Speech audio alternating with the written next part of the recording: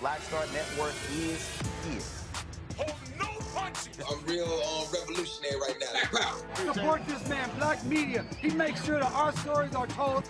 Thank you for being the voice of Black America, Roland. Stay black. I love y'all. All momentum we have now, we have to keep this going. The video looks phenomenal. See, there's a difference between Black Star Network and Black-owned media and something like CNN. You can't be Black-owned media and be scared. It's time to be smart. Bring your eyeballs home. You dig?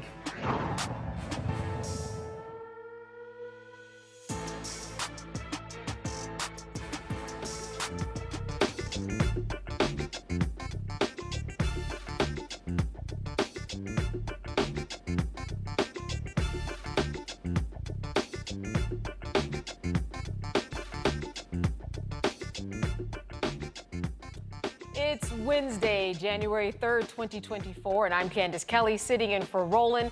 Here's what's coming up on Roland Martin Unfiltered, streaming live on the Black Star Network. Folks are still asking what Vice President Kamala Harris is doing. Well, today she was in Las Vegas, Nevada, congratulating Culinary Workers Union Local 226 on their successful new contracts. You'll hear what she had to say. House GOPs are resigning, chipping away at their majority. We'll tell you who's leaving and what that could mean for this election cycle. The border dispute between the Texas governor and the Biden administration escalated after the Supreme Court was asked to remove the razor wire at the U.S. Mexico border. We'll discuss this request with the Executive Vice President for Strategic Partnerships of JustLeadershipUSA. And Haiti continues to be in a leadership crisis as gangs maintain control over most of the country. I'll talk to a national security and foreign affairs legal analyst about the help that Kenya wants to give the Caribbean country. And parents who are having trouble getting those babies to sleep, we'll talk to a baby sleep coach who says that she can help you get your baby sleeping through the night in less than 2 weeks. It's time to bring the funk on Roland Martin Unfiltered, streaming live on the Black Star Network. Let's go. He's got it. Whatever the miss, he's on it. Whatever it is, he's got the scoop, the fact, the find. And when it breaks, he's right on time and it's rolling. Best believe he's knowing. Putting it down from sports to news to politics. With entertainment just for kicks, he's rolling. It's on go, roll, y'all. It's Roland Martin, yeah. Rolling with Roland now. He's funk, he's fresh, he's real, the best, you know he's Roland Martin now.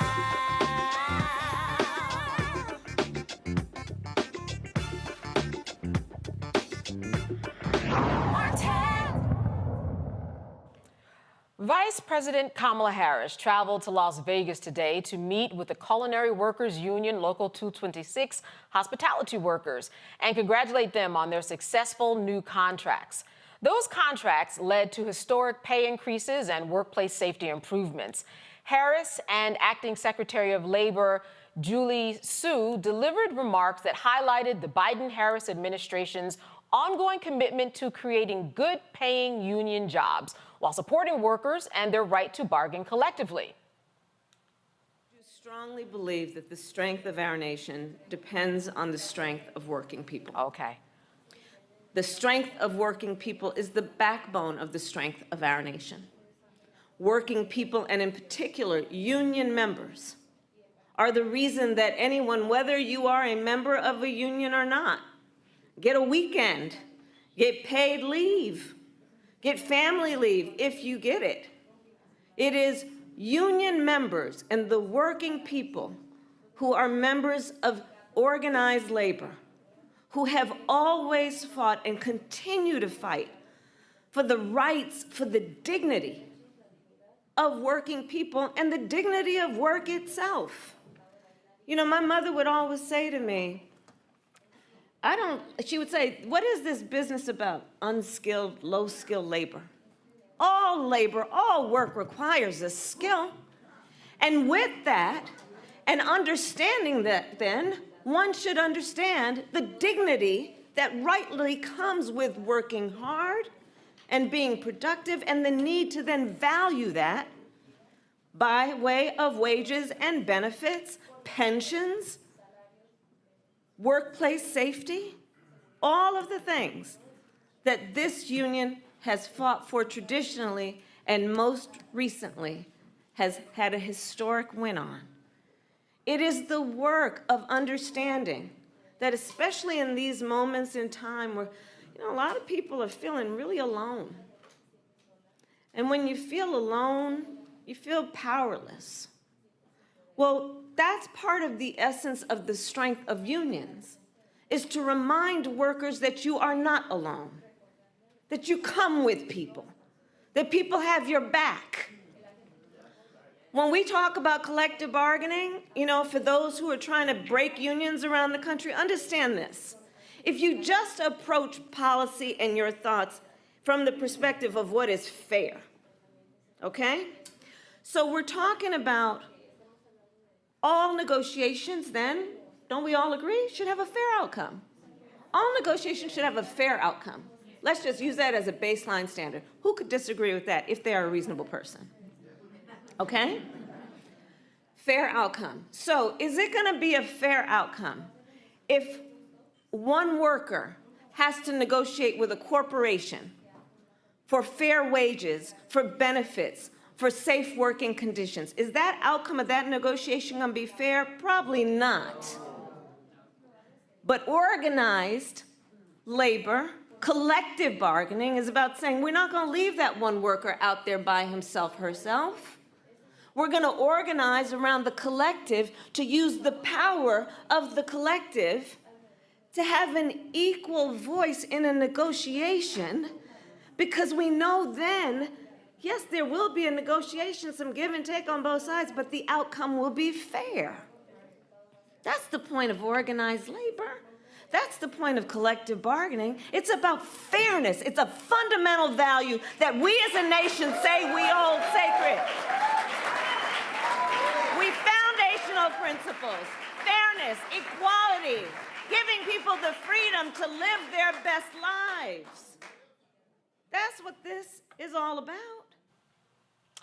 On Saturday, the Vice President will travel to Myrtle Beach, South Carolina, to deliver the keynote address at the 7th Episcopal District AME Church Women's Missionary Society's annual retreat. For those who don't know, Harris is out here in these streets, but mainstream media does not cover her like we do. I say that for those who still say Harris is not visible when she actually is. All right, I'm joined now by Rebecca Carruthers, Vice President of the Fair Election Center out of Washington, D.C., and A. Scott Bolden. He's an attorney and former chairman of the National Bar Association and D.C. Chamber of Commerce's PAX in Washington, D.C. Thank you so much for being with us, both of you. I think, Scott, one of the things here to realize is what I said. She is out there. It's not as if she's sitting at her home or sitting in the executive office. She is out there, but it really depends on the media you watch. Yeah, and how you evaluate her performance. She's wildly popular with Black and brown voters. She's wildly popular with young people. Her numbers aren't the best when you get out of those two categories, but it depends on the polling and it depends on who's evaluating her. It's not easy to be the vice president, to be number 2 in the command and not have your own agenda. In fact, some of us critics of her becoming vice president were because we didn't want her to become vice president, was because we wanted her to become president, and perhaps being the attorney general may have been the best way versus being number 2. But that's water under the bridge. She's going to be a powerful force, and whether the Democrats retain the White House or not, which is why she's out there. I think Biden and his leadership team realize this, and despite where her numbers are and his numbers are, all you need is more vote than the next guy, 1, and 2, voter turnout and voter organization is going to be key in this very tight race. In fact, it may not be as tight as we think, because once these criminal trials start for Donald Trump, America, even moderate Republicans, are going to see, how much damage Donald Trump has done to this country, and given the choice, you're certainly going to be for Biden and Harris, versus the chaos and the crudeness and the crassness of Donald Trump. And you know, Rebecca, Scott said something very important, and that is this. Many people did want her to become president, which is why they're looking for her now in case that does happen. They're thinking about President Biden's age and wondering, well, what is she doing now? Because who knows what will happen if and when she will take that seat. So my question to you is this.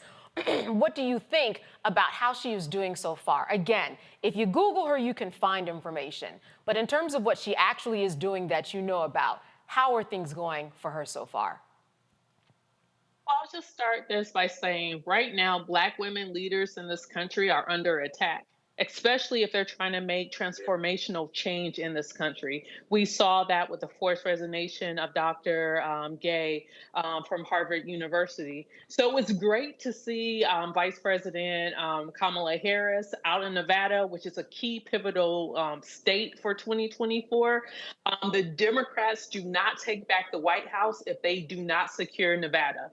Especially just like what Scott just talked about, the Black and Brown coalition. And I know for some of our viewers, they're like, well, why are we talking about Black? Why are we talking about Brown? Sometimes the politics don't match up. And the viewers are right. Sometimes the politics don't match up. But we do know for 2024, it is going to be a coalition with the majority of brown voters, with the overwhelming majority of Black voters in determining what the White House looks like coming November 2024. So to see Kamala out there early, I think that's in the best interest, because something that we all know and observe is that Biden is not the best campaigner. Between Biden and between Harris, you want Harris out on the road. You do not want Biden making unforced gaffes by showing up in the middle of Poughkeepsie, or showing up in Clarksdale, Mississippi, or showing up in Reno. You want Kamala Harris there. You have made yourself very clear, Rebecca. I like that. You know, Scott, Rebecca is right on so many levels, especially because this is a state and an area that is representative of the larger country. When we talk about a caucus state, it has Asians, it has Latinos, it has Blacks. They say that this is really one of those states and places that is a fair representative of what America looks like. So this is really strategic. This is her 9th visit since Joe Biden's inauguration that she has made to Las Vegas. And I don't think that is not on purpose. Yeah, you got to shore up your base, right? You can't win unless you got your strong base and you got a Go TV program. And that's why she's been there 9 times, if you will. And remember, the Hispanic voters who have gone to Trump, let's not get confused, are based on the East Coast and in Florida. The West Coast is firmly, those brown voters and those culinary workers are firmly with Biden. And you've got a Senate race out there that not only are they going to make a difference in that Senate race, but they're going to make a difference in Biden-Harris winning Nevada and many of these swing states. It's all going to be about voter organization and who you're going to choose. You may not like having the choice of Biden-Trump, the rematch, right? But that's the choice you're most likely going to get. And you got to vote for one of those choices, because a third-party candidate, if they do come along, is going to be a wasted vote. And with democracy on the line, when abortion rights are on the line, when the heart and soul of the country is on the line, given those two choices, Democratic strategists for the White House and for the campaign believe it's going to be an easy choice once that choice is laid out and the campaign starts. And so I think the Biden coalition of Black and brown people and young people and those women, white suburban women and white educated voters, are going to be key to that coalition, because they care about the country. They care about Roe v. Wade and it being struck down. They care about voting rights. Now, the second part of that equation is Biden-Harris haven't delivered for Black and brown people on all the important issues of voting rights and of racial justice with police reform and what have you, right? They got to be better in that regard, because we came out in strong numbers for them, but their promise in their second commitment or their second term, they got to deliver on that.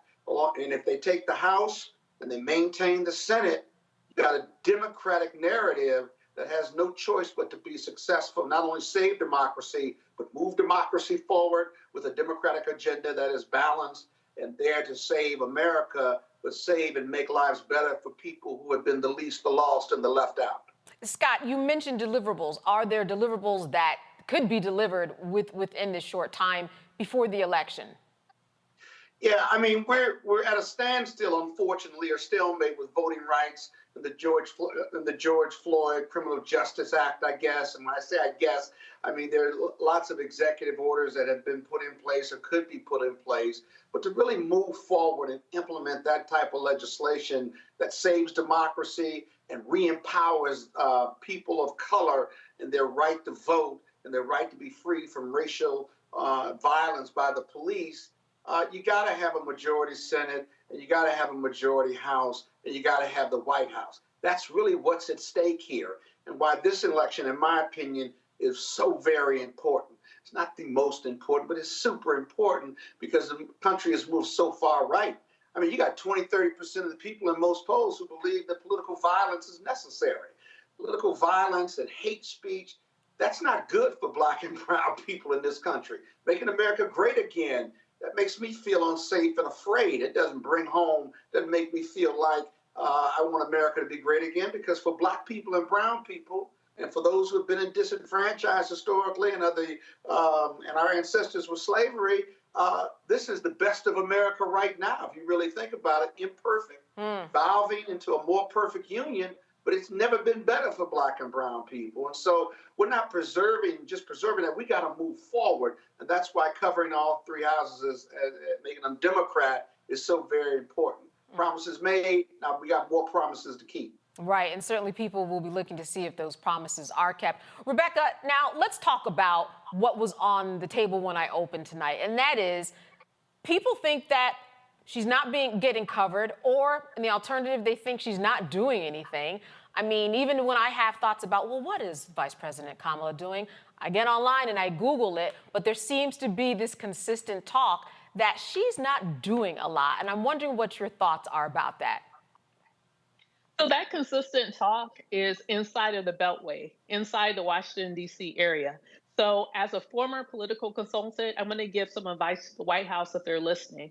I know there's a lot of people behind the walls of the White House now trying to jockey and come up with their positioning in the next administration. But here's the thing, you're never going to get to the next administration unless folks are talking on the same page and they're using the same talking points and they're carrying out an effective messaging so that the American people truly understand what this administration has been doing over the course of the last few years. Instead, there's been a lot of knives thrown from inside the House towards Kamala, not wanting her to continue to advance and perhaps become the future president of this country. But if folks want to see this administration beyond November 2024, they're going to have to get behind her. They're going to have to get behind Joe Biden, but specifically get behind Kamala Harris. And the reason why, just like what I said at the top of the show, Biden is not a great campaigner. That's been an open secret since the 80s. There's a reason why he ran for president multiple times and never got the nomination. He sucks as a campaigner. Now, is he a good fundraiser? Absolutely. But would I stake my life, my political future on him going out there and selling it? No, absolutely not. So folks have to get behind Kamala because she's the better campaigner of the two. But not only that, she's actually a good campaigner. She does a good job of reaching people. When you're in a room with her and she's talking directly to people, she connects with people. But the other thing that I want to say in response to your question is when you look at local press coverage, when Kamala is actually anywhere in the world or outside of the DC press, she actually gets glowing and very positive press coverage. They love her. So I don't want folks to think that just because they're hearing stuff from the New York Times or the Washington Post or these different profile pieces, understand it's coming from the same handful of people, it's coming from the same sources within the White House. All right, Rebecca, thank you for that. So if you're wondering where Kamala Harris is, Vice President Harris, we cover her here on this network, and she's also just a Google away. So if you find yourself asking yourself, where is she? Go online, people. Just go online. All right. You're watching Roland Martin Unfiltered. We will be right back after the break, so stay with us.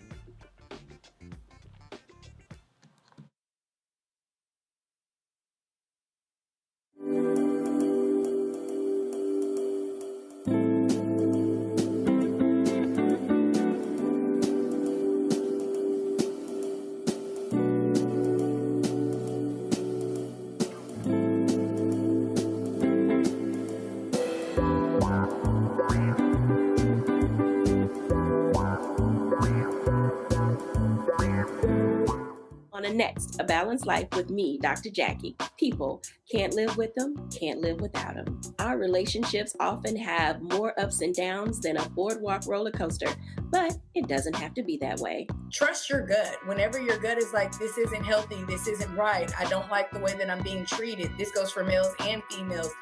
Trust your gut, and then whenever that gut feeling comes, have a conversation. Knowing how to grow or when to go, a step-by-step guide on the next A Balanced Life on Black Star Network. A new year for a new you.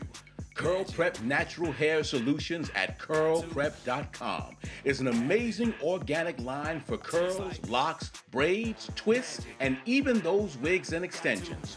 Women, men, and children are loving this line. Look at this video and you be the judge. People line up to see this product in action at hair shows, and when they take a seat and try it, they don't believe it's their hair. Buy the products at curlprep.com. It works on all hair types. Use code ROLAND, that's ROLAND, lowercase letters, to get a 15% discount. Parents, remove the ouch. You will love this system because you can comb the product through your child's hair with your fingers. Seasoned saints are loving the product. It's all at curlprep.com. Use code ROLAND, lowercase letters, to get a 15% discount. You won't believe it's your hair. Farquhar, executive producer, a proud family. You're watching Roland Martin Unfiltered.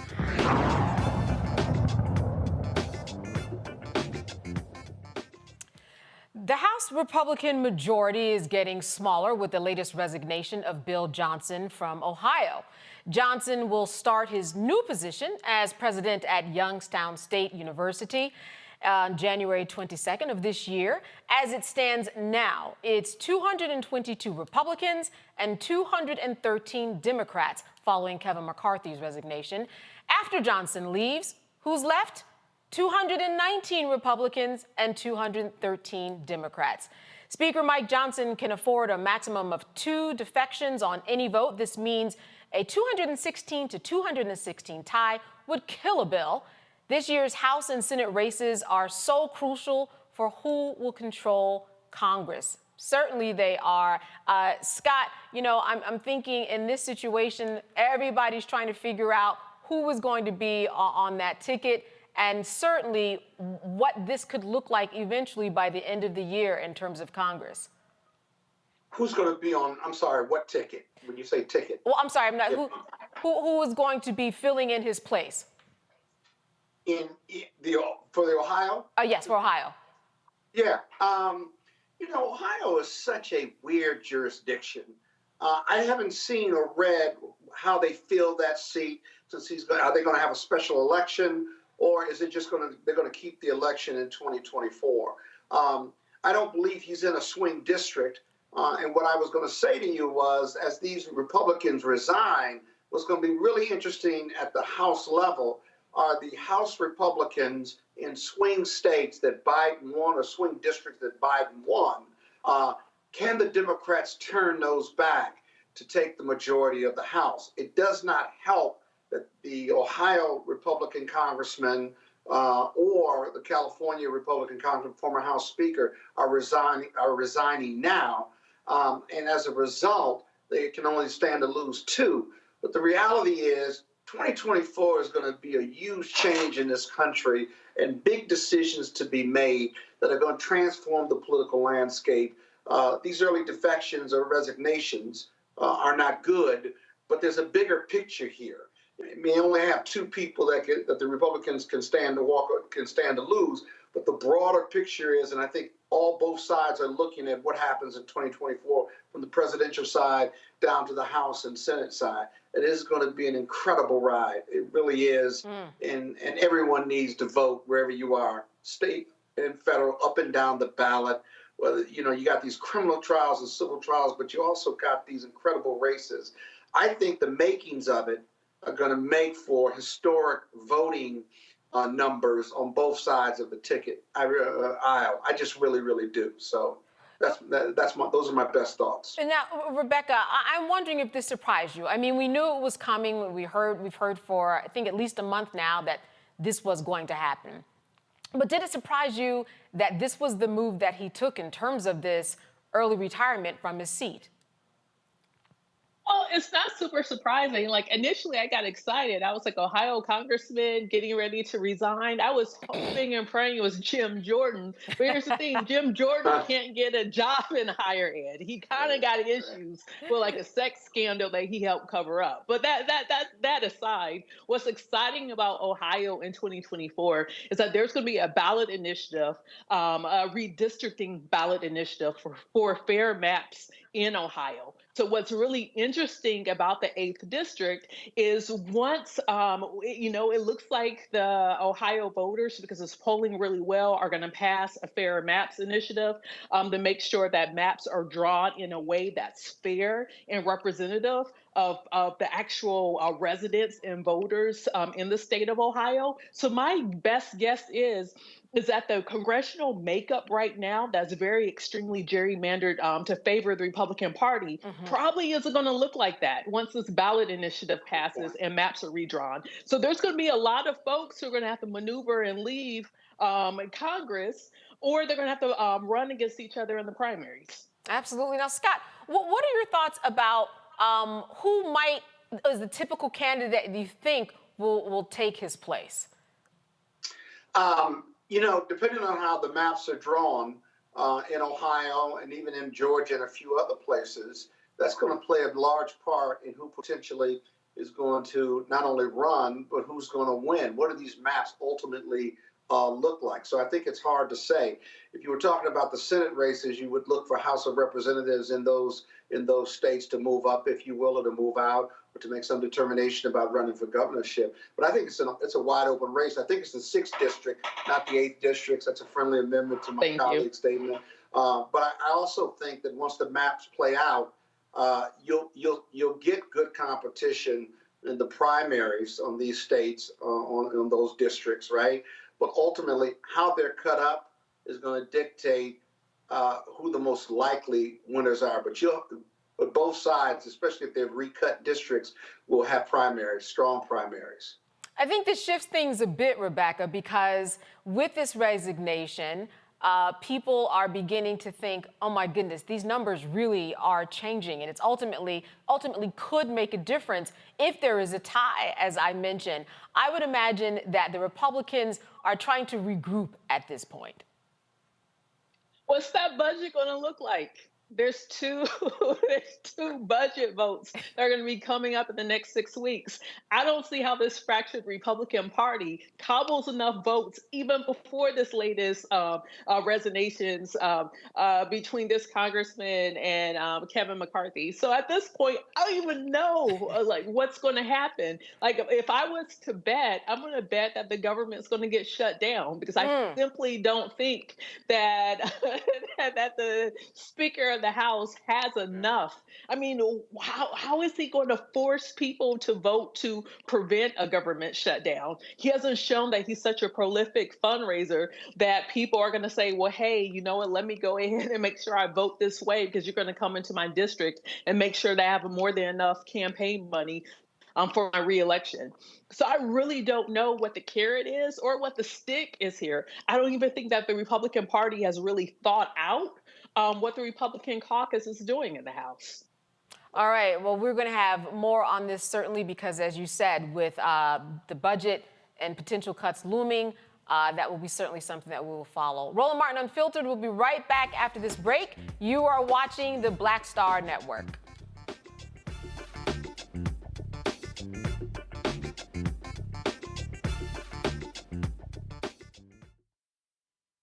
I'm Dee Barnes, and next on The Frequency, we're talking about the rise in great Black literature and the authors who are writing it. Joining me will be professor and author Donna Hill to discuss her writing journey and becoming a best-selling author.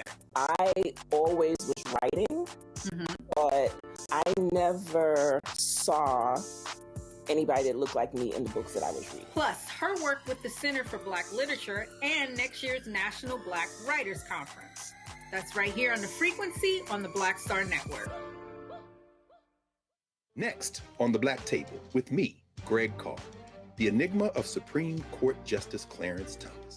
What really makes him tick, and what forces shaped his view of the world, the country, and Black America?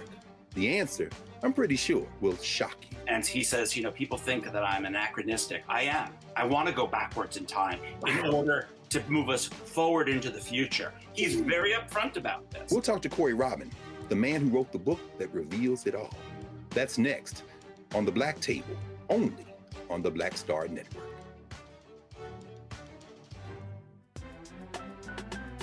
I'm Faraji Muhammad, live from LA. And this is The Culture. The Culture is a two-way conversation. You and me. We talk about the stories, politics, the good, the bad, and the downright ugly. So join our community every day at 3 p.m. Eastern and let your voice be heard. Hey, we're all in this together. So let's talk about it and see what kind of trouble we can get into. It's The Culture, weekdays at 3, only on the Black Star Network. Me, Sherry Shepard, and you know what you're watching, Roland Martin Unfiltered.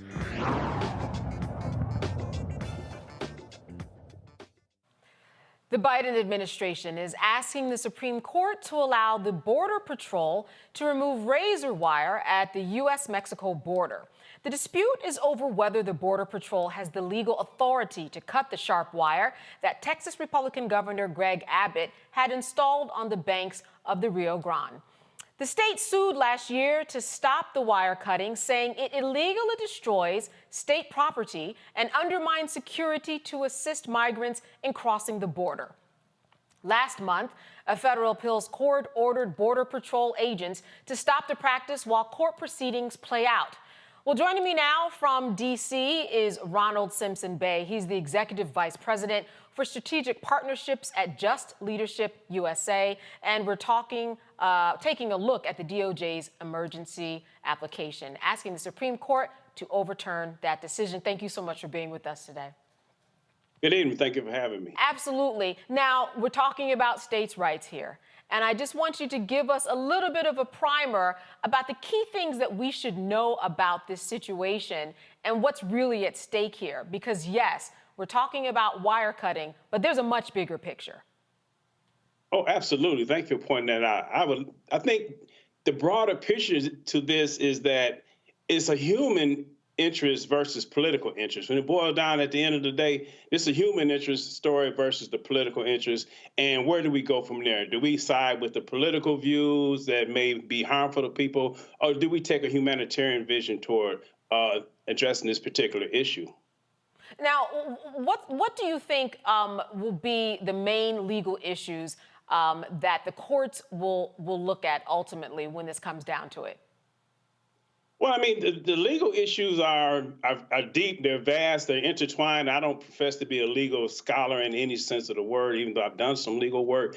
But I think it comes down to, we're talking about concertina wire, which is a pretty name for razor wire. And what it does to the human body is unfathomable. And to have that put out there intentionally to harm people is just, I mean, it's mind-boggling. We need to pivot and look at that. I mean, how does that apply to what's best for the country? How does that apply to what's best for humans? Because anytime you harm people in that manner, you don't degrade the value of life and property in our country. And what is the effect of this wire? You talked about it's very sharp. I've seen some video of people who are really getting hurt. To what extent are people getting hurt, if you can describe what this wire is like and what it does? Well, concertina razor wire, what it does, once you get entwined in it, it just continually wraps around. It doesn't just cut you and fall away. Once you get entwined in it, it just continually wraps and wraps like a snake around you, continues to cut you. But I think the ruling, the Supreme Court ruling is part of a broader picture that I think we're overlooking in this country, and that how the recent Supreme Court rulings have sided against people and sided for political interest, seemingly. And I mean, what I mean by that, we talk about they struck down Roe versus Wade, we know a year or so ago. They struck down affirmative actions in college. They struck down the Miranda right, having to read Miranda rights to people. So it's like we chipping away at the foundational social underpinnings of our country through these rulings. And I think this particular ruling around the concertina wire is another step in that direction. It's just to show which way they're actually going to be heading. Now, take me to, I guess, what actually got us to this point. Because when we talk about migrants, you know, we hear about 10 to 12,000 people a month being brought in. We hear about things going on in New York City and people being bused to different parts of the country, but in the most circuitous route from New Jersey to try to get to New York. What is the situation, you would say, for those who are saying, listen, this is something that Texas wanted, it's within their state's rights, and there is a migrant issue in this country? Well, there is a migrant issue in this country. There's a lot of issues in this country that go unaddressed because it's inconvenient for them to be addressed in a humanistic way. So we heap laws and rules upon these particular situations that have harmful outcomes to our communities and to our people. I think we should take a step back, turn the temperature down, and actually look at what's causing these harms. We aren't addressing the actual harm. We're not addressing what causes the harm. We're actually reacting to those harms. And so, like I was saying earlier, I was recently, my colleague and I, Deanna Hoskins, who is the president and CEO of Just Leadership USA, we co-authored an op-ed about the Supreme Court this past week that was just published on our website, jlusa.org. And it goes into details about outline concerns of directly impacted people and the community of formerly incarcerated people. So these leaders, we are trying to come up with ways to have our voices heard by the Supreme Court, by the country, around what impacts our communities the most. All right, we're going to take a break, but when we come back, we're going to go to our panelists. They have questions for you, and we're going to do that on the other side of this break.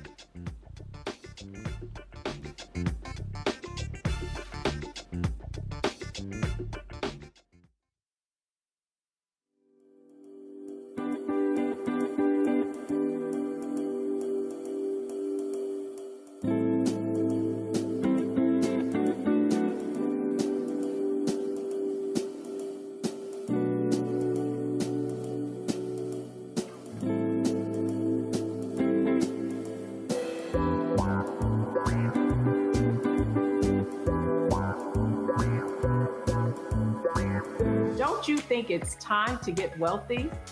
I'm Deborah Owens, America's Wealth Coach, and my new show on the Black Star Network focuses on the things your financial advisor or bank isn't telling you. So watch Get Wealthy on the Black Star Network.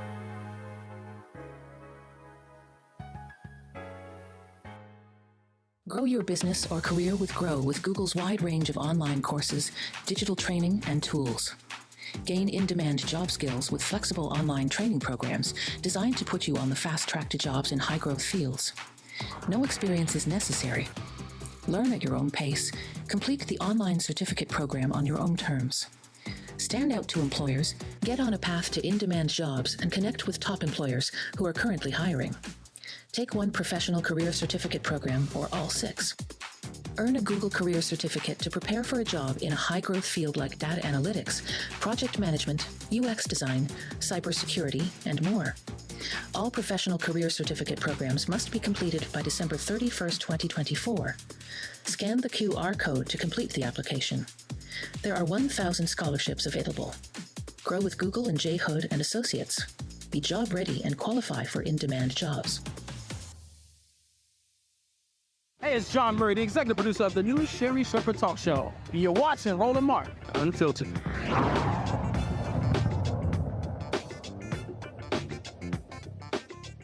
All right, we are back now talking about border control and wires in Texas. We're going to go to our panel right now who has questions for Ronald. I'm going to start with you, Rebecca.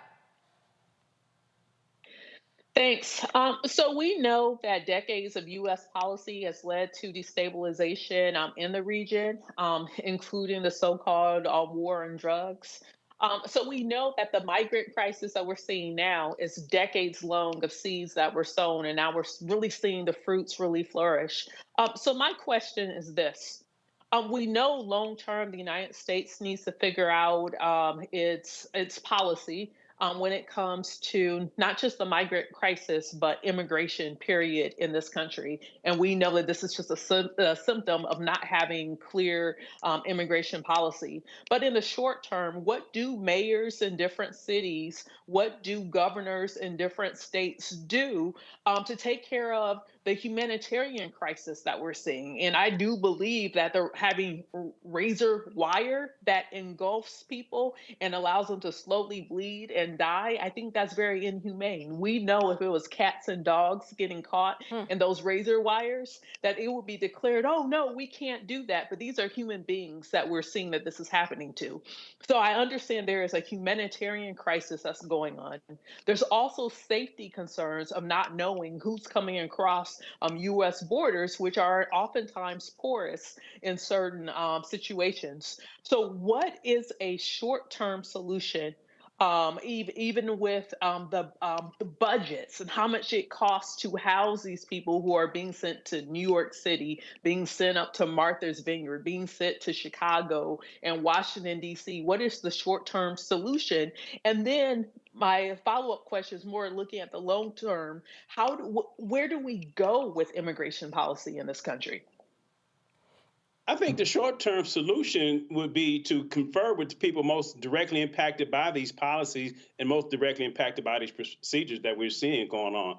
Because at Just Leadership USA, we believe that those closest to the problem are closer to the solutions, yet furthest away from resources, power, and opportunity to effectuate change in their communities and the things that harm them. So the first thing they should do is talk to people directly impacted by these policies. And I'm not saying not necessarily the people that's coming over right now because they may not speak English, but the advocates that advocate for the people that's affected by immigration laws and rules that the United States implement.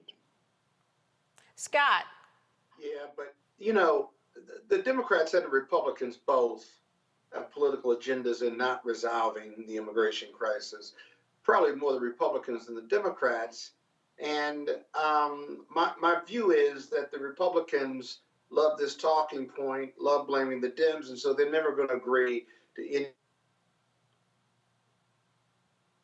They see border security as stopping Black and brown immigrants from coming to this country. Democrats see it as a humanitarian crisis and that they should have a path to citizenship. And when I tell my Republican friends this, they deny that, but at the same time, they've had plenty of opportunities since 2017 to come to the table, and they've never agreed to any Democratic proposal. And their proposals are draconian, if you will, and inherent in their proposals is that these people don't have a right to be here. If they were white Northern Europeans, they would have a path to citizenship. And so, having said that, with those dichotomies, those racial dichotomies, right? How do you solve the immigration crisis? Whichever side of the political ledger you're on, how do you solve that? Because it's a humanitarian crisis there right now that's got to be resolved. I mean, it's simple as having the courage for the truth. I mean, you talked about the two different sides and their positions on these issues. We know that it's expedient for, certain parties not to admit the truth, to do fear-mongering, to do these things that cause division in our country, create these dichotomies that you speak of, so to speak. So I think it is necessary for us to keep hammering the truth, to keep pushing the truth out there, because we know that certain people believe in alternative truths, and we know alternative truths are just lies. Okay. So we need to be but on the open to that. Okay, so on the Democratic side, why doesn't the Biden administration just flood the southern border with troops, with resources, with judges, with responsibilities, and give these immigrants an opportunity to come into the country legally? Just dump more resources there, right? Invest through USAID in these countries that they're coming from to reduce the demand for these migrants to come here. And why don't we put sanctions on companies who need them as workers to cut that demand for the workforce that is driving these these immigrants to come to the U.S. looking for a better life. Why not just do that? Do those three things and put it to bed. Those are great examples of potential solutions. I mean, I can't speak for the Biden administration, and we know that there's a lot of political will necessary to make that happen. So I can't speak for them, but hopefully they heard you and they will actually take some action along those steps. Well, Ronald, here's the question. Me too. Is there more? Is there more help? Are there more people on the ground, more judges, more people to help, more direction? Has there been a little bit of growth in terms of trying to meet the massive growth of the migrants that have come here? I think there's been some growth along that line, not just the immigrants, but the disadvantaged people across the country. I think there's been more emphasis, or the pendulum is swinging in the direction of helping impoverished and impacted people, not just along the borders, but across our country in general. You mentioned earlier that you wrote an article. What was the focus of that article? What were some of the points that you made that you want people to hear about? Yeah, it was a co-authored article with myself and Deanna Hoskins, the president and CEO of JustLeadershipUSA, and it focused on the rulings of the Supreme Court. We framed it in a way that we're saying a lot of these rulings are eroding the foundational social underpinnings of our country because they're taking away a lot of the social and civil rights that we've gained, not just in the last 50 years, but over the last 100 years. And we see in the Supreme Court seems to be taking a radical turn towards, disenfranchising people. Right, and if the Supreme Court doesn't do anything, it's going to be very much like abortion or Trump on the ballot, where states' rights are going to be conflicting and figuring out, hey, where does the power actually fall? All right, well, Ronald Bay Simpson, Executive Vice President of Strategic Partnerships at Just Leadership USA, I want to thank you so much for being with us today. Good to see you. Thank you for having me. All right, well, while the Supreme Court is being asked to remove wire fences, House Republicans are forging ahead with steps to impeach Secretary of Homeland Security Alejandro Mayorkas over his handling of the border crisis. According to the committee spokesperson, the House Committee on Homeland Security has conducted a comprehensive investigation into Secretary Mayorkas' handling of and role in the unprecedented crisis at the southwest border for nearly a year. Following the bipartisan vote in the House to refer to articles of impeachment against the secretary to our committee, we will be conducting hearings and taking up those articles in the coming weeks. The announcement of the impeachment proceedings comes as immigration continues to be the top issue in the 2024 presidential election. Well, certainly based upon what we've been talking about, Scott, this is no surprise.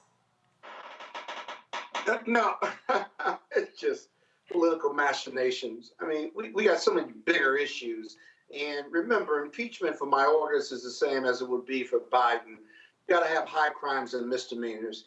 You can't impeach someone because they're either a poor administrator, poor leader, or you just disagree with their policies. No administration has dealt with this influx of immigrants at this level, at this intensity. And when the Republicans say, well, Trump had it under control, Trump didn't have it under control. They came under Trump. He just housed them in Mexico, quite frankly, and you didn't have the visual of immigrants, tens of thousands or thousands of immigrants coming across the border because they didn't believe in humanitarianism. They believed in separating babies from parents as a deterrent. They put kids in cages, if you will, as a deterrent. And, the Biden administration, God bless them for seeing these people as human beings, not as something else. And so you have this crisis right now. The Biden administration probably should have jumped on top of this and made some decisions regarding talking to Mexico, regarding getting help and adding resources to the southern borders to make it not only secure, but to make it safe for immigrants a lot sooner than now. I can see that. But at the same time, impeaching Mayorkas doesn't solve the immigration crisis. I can't think of one reason why impeaching Mayorkas under the Democratic administration that helps resolve the humanitarian crisis going on at the southern border. It simply doesn't. It's more Republican political machinations. And Rebecca, that's what many people are saying. Could he just be the fall guy in all of this? Somebody's got to take the blame. Here's the thing. The issue on the border has been going on for the last few decades. Yeah. So I don't know why this Republican caucus is acting like, oh my God, it just got worse. Well, here's the thing. Under the previous guy, he said he was going to build a wall. The wall still wasn't built, but his cronies built millions of dollars from people, getting grandmas to send in the $20 at a time, that they end up using that money for other purposes than actually building a wall. So here's the thing. They're talking about impeachment, but first, why don't they have a public hearing highlighting solutions? Right. You know, so it's like, even if you do go through with the impeachment, the Senate's not going to remove him. So then now what? What happens next? How does this solve anything? How does this solve the problem of where we have security problems, we have humanitarian crisis, and we're having a budget spending out of control because we don't have enough money to pay for this influx of all these people? And even to Scott's point, we have a problem with corporations that are literally going into Latin America, putting up billboards, sending recruiters saying, hey, come to this particular place in Montana. We have a job for you. I'm sorry, if you are born and raised in Belize, you don't even know what the F of Montana is. So now all of a sudden you're given a roadmap to get to this place because you're being actively recruited. So we do need to see hefty fines on these corporations that are intentionally causing the migrant problem on the border to worsen.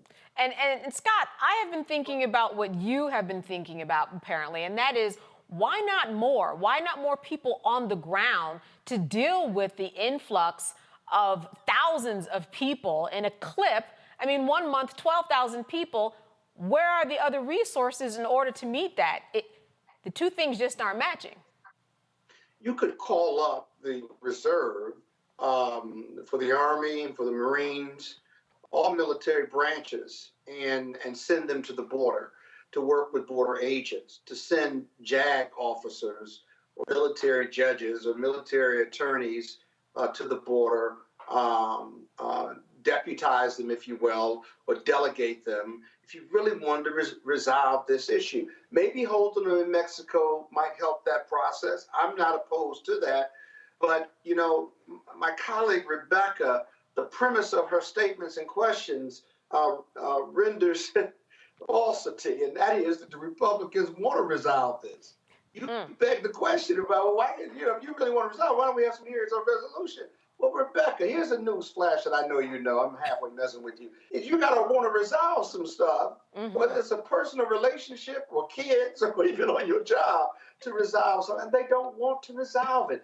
It's a talking point, and you can see it over the history of negotiations over the last 20 years. And so when you're not trying to resolve something, you want to keep defining the problem, but you don't want to define the resolution of it. And so this is kind of where we are, and it's not going to get resolved in 2024, which is why I think sending additional resources from the Biden administration, regardless of what let the Republicans object to it.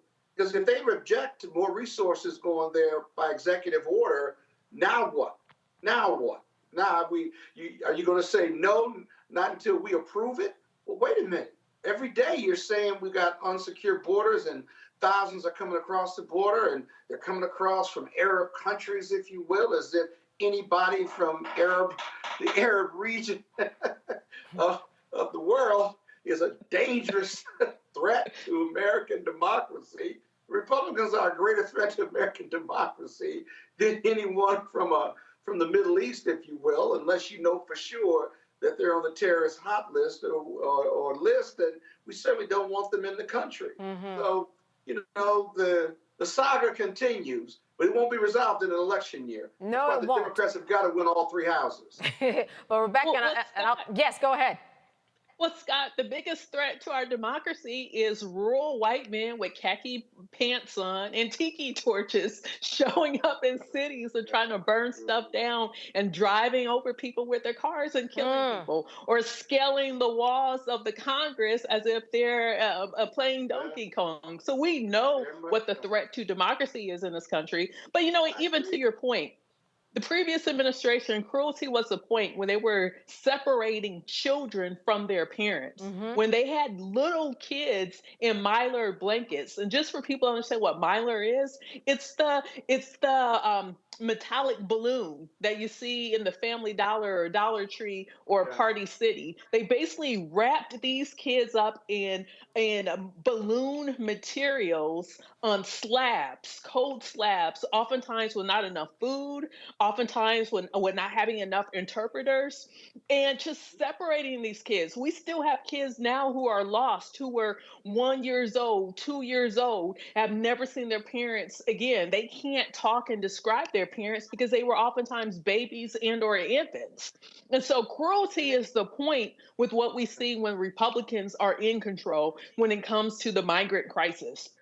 So I agree with you, Scott. This Republican caucus isn't trying to solve this because they think this is a winning issue for them. And what's unfortunate is that there are Republican voters in this country who just want to be charged up and they will vote on it because just like what Roland has said, this is about white fear. This is about white supremacy in America. And like you said, we know good and gosh darn well that we're not seeing a bunch of Arab people from around the world sneaking through Mexico to get into the country. We know that's not happening. So this is just another fear tactic to get white voters and older white voters to show up in 2024. And those kids that were removed from those parents. Yes. 1,000, maybe more than 1,000, I don't remember the report, in the custody of the U.S. Think about that. So you want to do this separation as a deterrent, you want to publicize it, and there are thousands of kids who are in the custody of the United States government as a result of it, which doesn't solve a damn thing. In fact, creates another crisis, a family crisis of kids being separated from their parents who may be in the U.S. or may be in Central or South America. I mean, the idea, for me as a parent of grown children, the idea of that type of policy, you sign off on that policy, then you don't see me as a black or brown person, as a human being.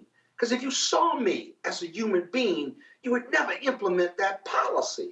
Your sheer humanity would bar you from that policy. And we saw the Republicans for 4 years under Donald Trump do it willingly. And here's what we know to the both of you, that if a different group of people was affected by these migrants that are coming, we know that there would be more resources that would be on the ground because you would have people that would be in fear of them. But so far, the right people are not affected for something to take place a little quicker. All right. We are going to be right back after this break. You are watching Roland Martin Unfiltered, and we'll see you after this message.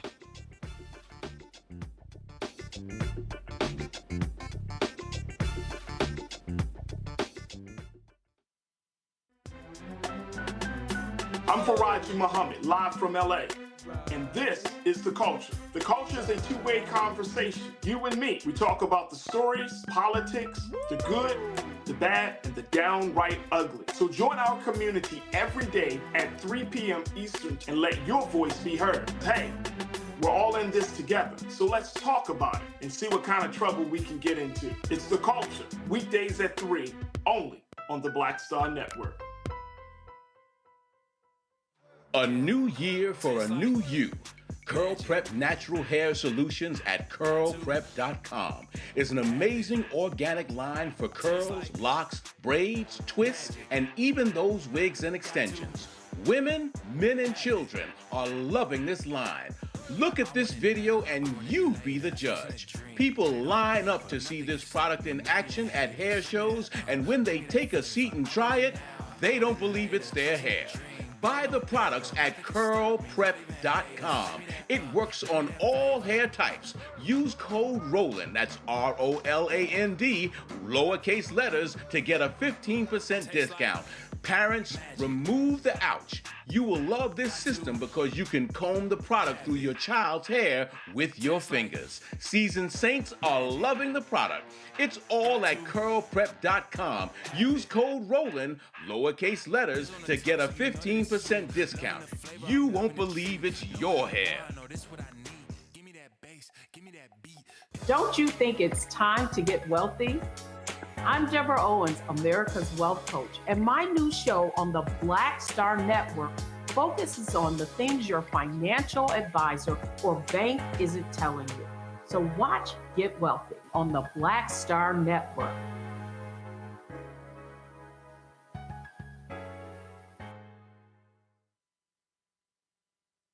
Me, Sherry Shepard, with Sammy Roman. I'm Dr. Robin B., pharmacist and fitness coach, and you're watching Roland Martin Unfiltered.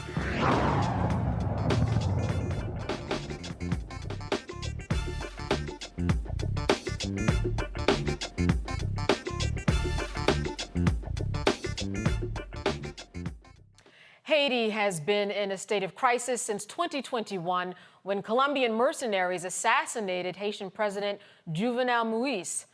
The void of leadership has led way to a huge power vacuum that has been filled by over 200 gangs, 100 of which have taken over the Haitian capital, Port-au-Prince.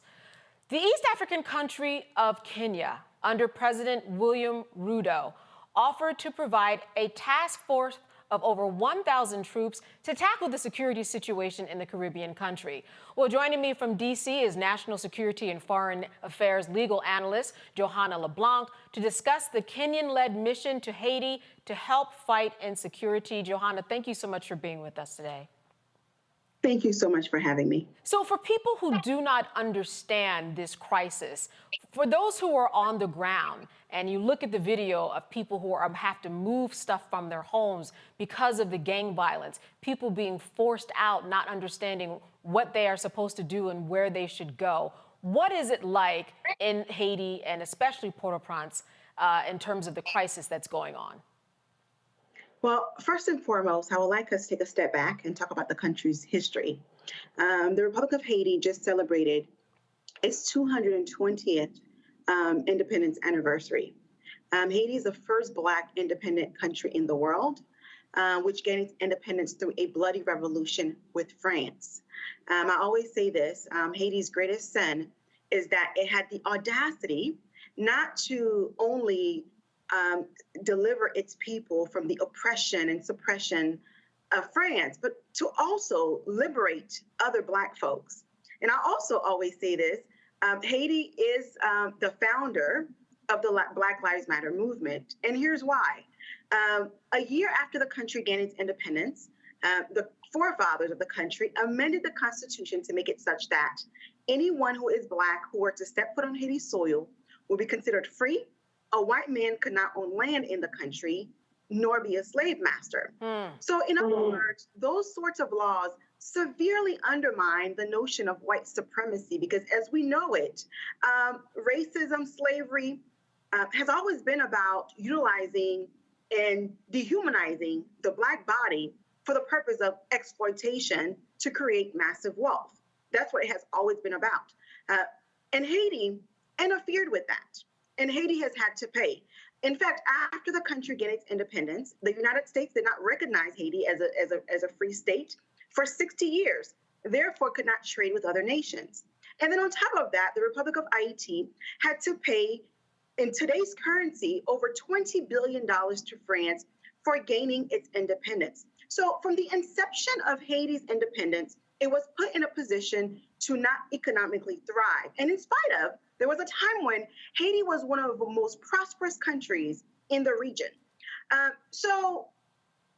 since then, the country has had a number of political instability.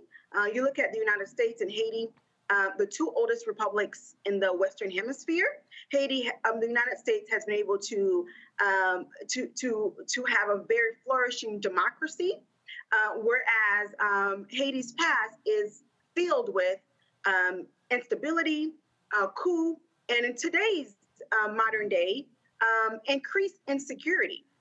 So in order to understand Haiti today, you have to go back to the Haitian Revolution. And you also have to look at the intervention 1915 until 1934 by the United States, where Haiti was occupied by the United States, which was disastrous.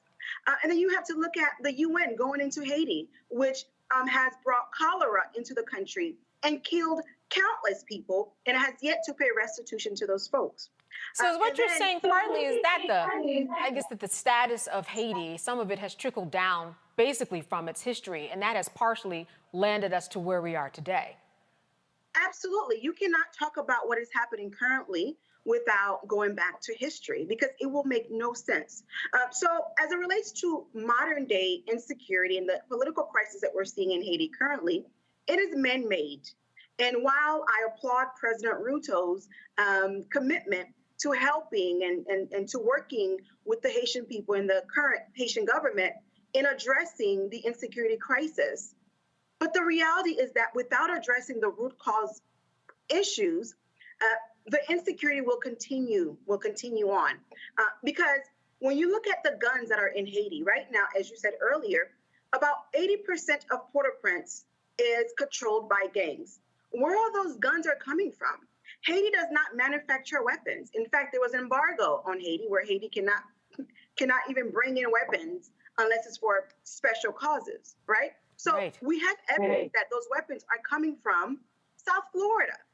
When people are shipping cars to Haiti, they're putting these guns in boxes, in cars, in trunks. So if the United States is really serious about addressing Haiti's insecurity beyond working with President Ruto, which I think it shows a level of solidarity, it shows a spirit of Pan-Africanism, that Black nations can work together to address some of these dire crises. Absolutely. But we have to address the issue.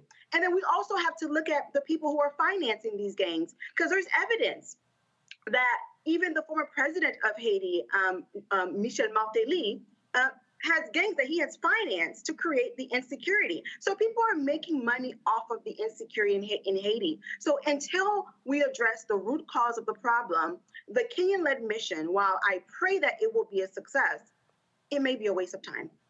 So, Johanna, the likelihood of this happening in terms of Kenya coming in and sending troops over, what do you think the likelihood of that will be, first of all? Well, the United Nations has provided authorization for Kenya to lead a multinational force. It will not just be Kenya, it will be Kenya, Jamaica, and a few other countries from the region. And some may be asking, why isn't the United States part of this mission? That's right? The question. What would you say is the answer to that? I mean, why isn't the United States? Because I think some people are asking themselves, well, Kenya, okay, that as you said, that shows solidarity, but where is the United States in this process? Yeah, well, Kenya is on the African continent, right? Not close to Haiti by no means. The United States from Miami to Haiti, it's about an hour and a half, 2-hour flight to Haiti. And the reason why the United States cannot go in and provide the security assistance to addressing this crisis is because of the history of failed foreign policy in Haiti. Some of the foreign policy from Washington have indeed undermined the country's political, economic, and security. That's the reality. And also, it's an election year. The United States will have to explain to the American people, to the American voters, why are we going to Haiti? Why are we sending America's sons and daughters to Haiti, right? When we're fighting a proxy war in Ukraine, and we have the United States has other priorities, but primarily because of the public opinion and the history between the United States and Haiti. United States cannot lead this. So the U.S. has worked with the UN to find a country that will lead this, and that's how we came about to having President Ruto, who is the president of the Republic of Kenya, to lead this multinational force to the Republic of Haiti to help address the insecurity challenges. So my question to you now is, in terms of your family, do you have any family there? And if so, what are they saying to you, because they are on the ground and experiencing it firsthand? Absolutely. Beyond someone who studies a national security law and who's a practitioner and who is also a professor, teach foreign policy every day, I have family in Haiti who are impacted by the insecurity crisis. You know, family members are calling me day in and day out, get me out, get me out. I can't survive. That's the reality. And the country is faced with severe brain drain because people are leaving. People are fleeing to Chile. They're fleeing to Brazil.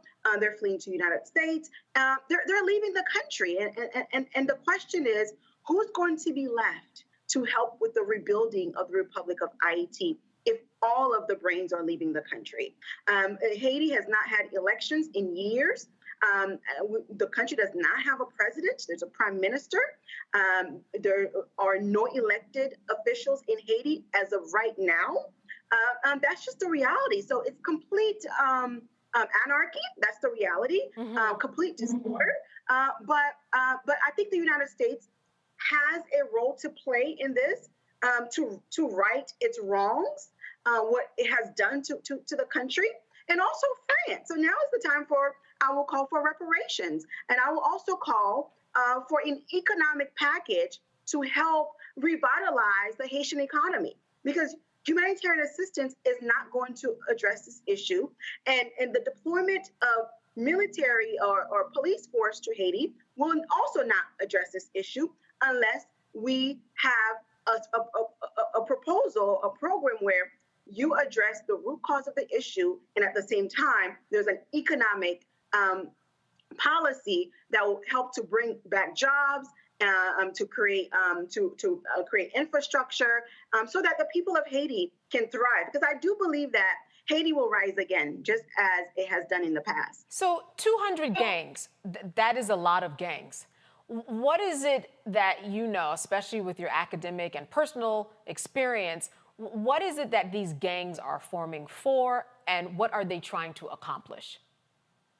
You see, when you think of insecurity in Haiti, and insecurity in other parts of the world, in particular, when you think of the Middle East, you know, a lot of times in the Middle East, it is driven by an ideology, right?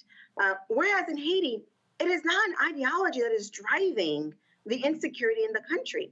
It is people's economic conditions and people and the affluent and the political elites and those who are committed to destabilizing the country, who are taking advantage of some of these young men and young women and handing them a weapon for maybe, you know, $5, $10, whatever the case may be. Because when you think about it, when a person is in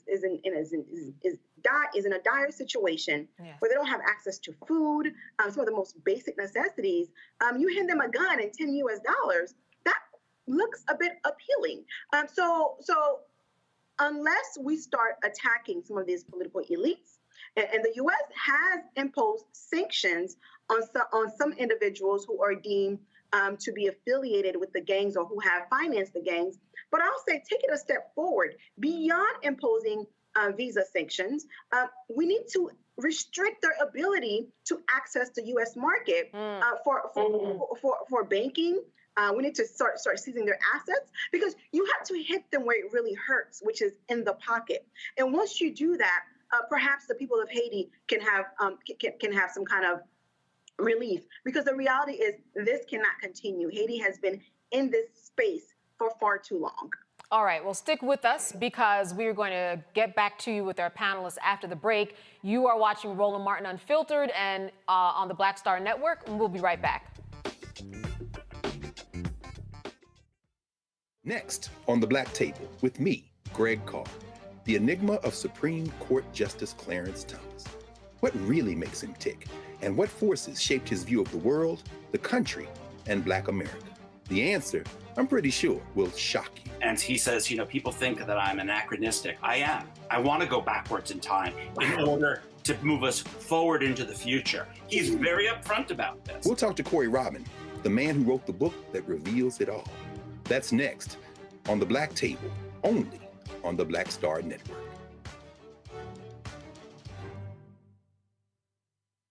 I'm Dee Barnes, and next on The Frequency, we're talking about the rise in great Black literature and the authors who are writing it. Joining me would be professor and author Donna Hill, discuss her writing journey and becoming a best-selling author.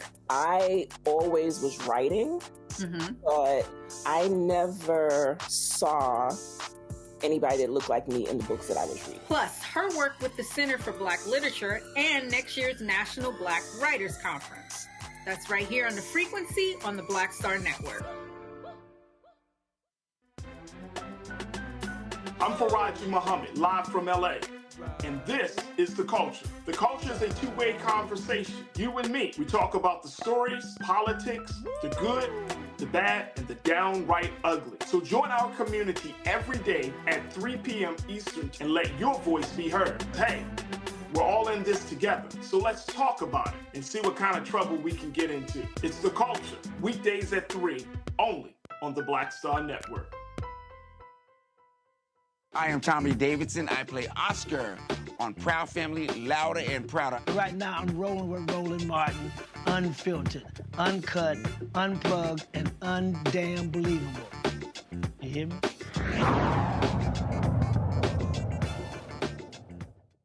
All right, before we went to the break, we were talking about what could probably be described as pure chaos that is going on in Haiti. We were talking to National Security and Foreign Affairs legal analyst Johanna LeBlanc.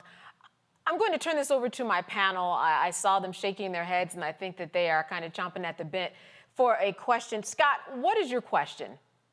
Yeah, Johanna, I was listening to you, and you certainly know far more than I do, but I was perplexed by your response to why the U.S. isn't doing more. We've certainly done some in the past, and given that Haiti is in the in the Western Hemisphere and so close to the U.S., it would seem to be pretty simple to send, whether it's military support, humanitarian support, economic investment to Haiti to ensure its success. Historically, Haiti has been sensitive, as I understand it from my recent readings, to imperialism and colonialism and its independence. But the chaos that's there right now certainly can't be a good situation. Could you clarify or expand on why the U.S. is resistant to going into Haiti and helping? We got troops all over the place, all over this world for security purposes. We send millions to Israel. We send millions to Ukraine, to Taiwan to protect our democratic interests in those parts of the world. This would be close to home and certainly in our interest to support and empower the first free African nation. Maybe I'm just too idealistic, so shoot me down whenever you want to get started, okay? Excellent question, and I'd like to answer that. As I said earlier, U.S.'s foreign policy towards Haiti in the past have been detrimental, and they continue to be detrimental. There have been some good, but there have been a lot of bad as well. When you look at under Ronald Reagan, there was a Caribbean Basin Initiative Act, which essentially gave preference to American farmers to send rice to Haiti, which completely decimated Haiti's agriculture sector and rice sector. President Bill Clinton, when he became president, he actually apologized for that policy. I believe back in 20, at some point after his presidency, he apologized because he realized how he had completely, the policy had completely destroyed Haiti's farming sector, and in particular, the rice sector. That's one. Secondly, the Haitian people have been resistant in the United States going in providing military assistance. The Haitian people believe that they have the solutions to addressing their insecurity crisis.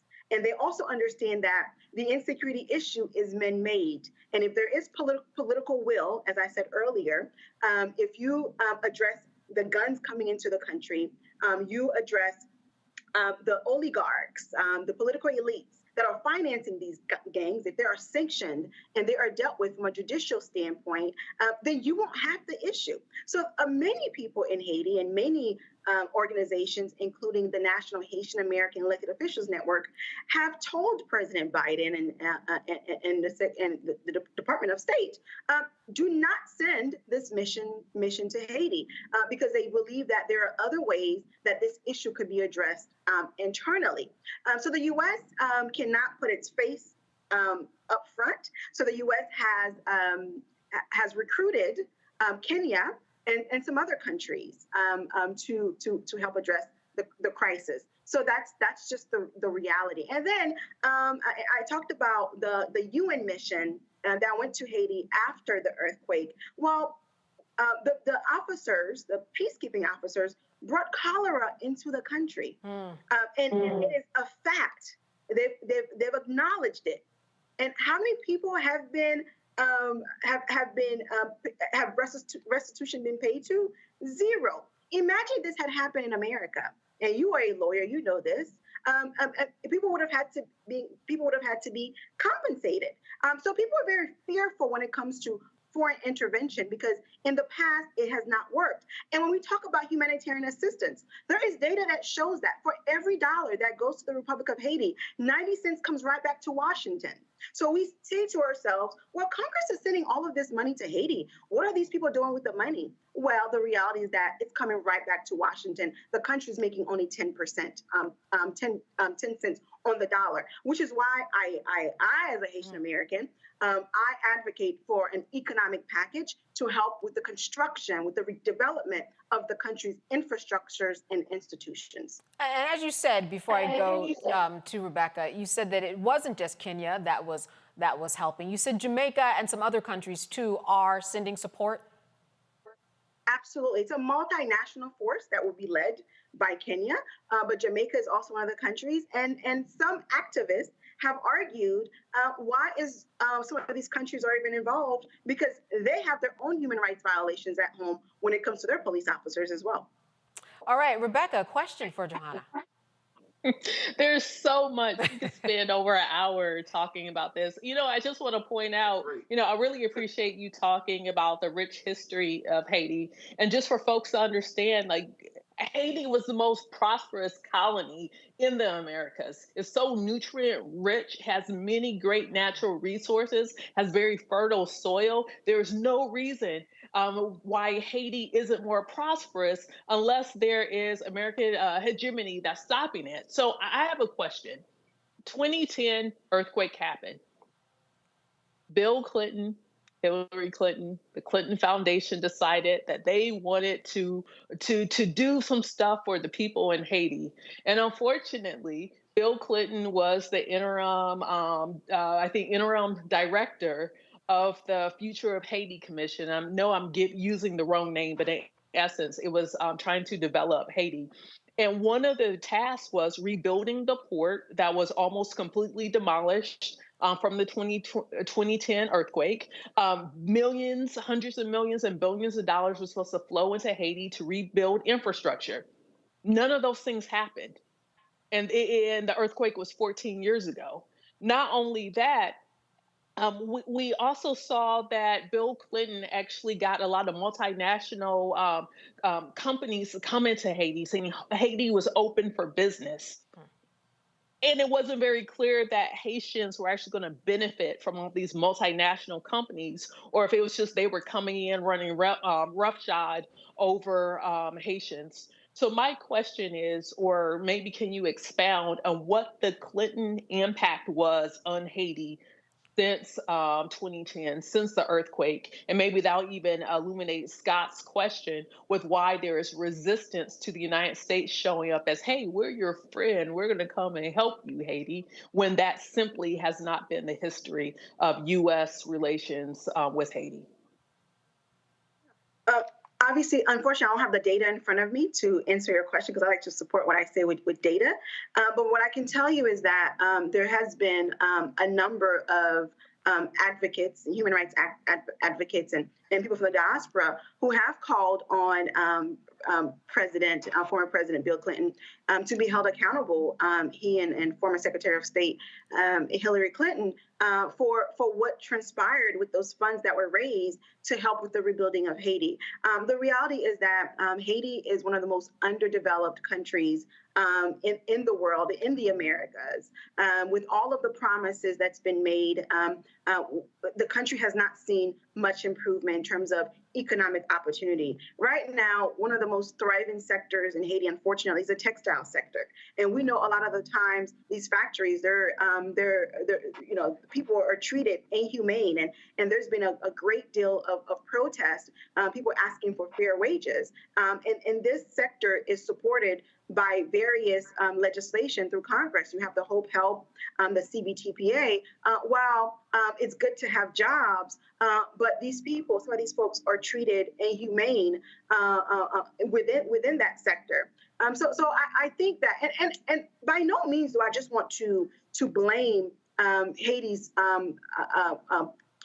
international partners, because the reality is that Haiti, unfortunately, has had its share of despicable, I will say, leaders who are not patriotic, who are not there to defend the economic nor the social interest of its people.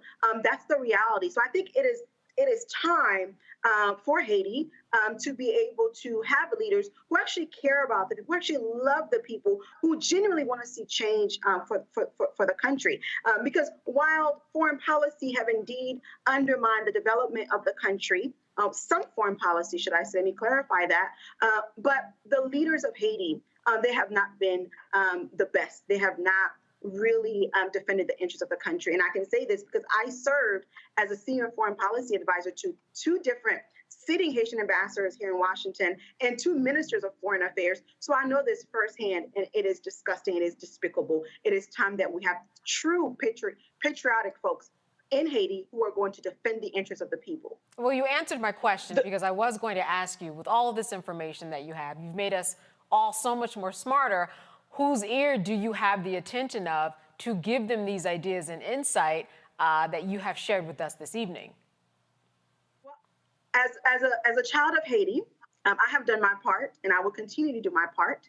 I served, the ambassadors I talked about earlier, ministers of foreign affairs, and I went to Congress, served as a senior staffer, and worked on Haiti issues. And now I'm in the private sector and hoping to do some good, to continue to do some good. And I will continue to be an advocate for my country because I think that Haiti is such a profound country, such a rich history.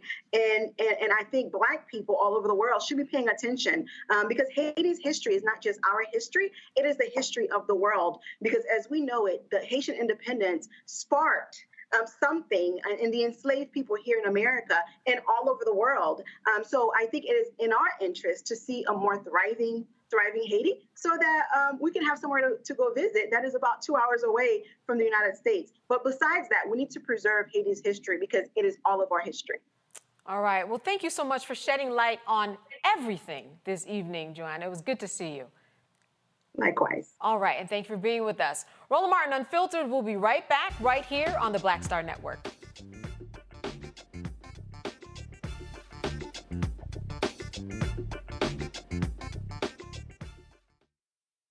A new year for a new you. Curl Prep Natural Hair Solutions at curlprep.com is an amazing organic line for curls, locks, braids, twists, and even those wigs and extensions. Women, men, and children are loving this line. Look at this video and you be the judge. People line up to see this product in action at hair shows, and when they take a seat and try it, they don't believe it's their hair. Buy the products at curlprep.com. It works on all hair types. Use code ROLAND, that's ROLAND, lowercase letters, to get a 15% discount. Parents, remove the ouch. You will love this system because you can comb the product through your child's hair with your fingers. Seasoned saints are loving the product. It's all at curlprep.com. Use code ROLAND, lowercase letters, to get a 15% discount. You won't believe it's your hair.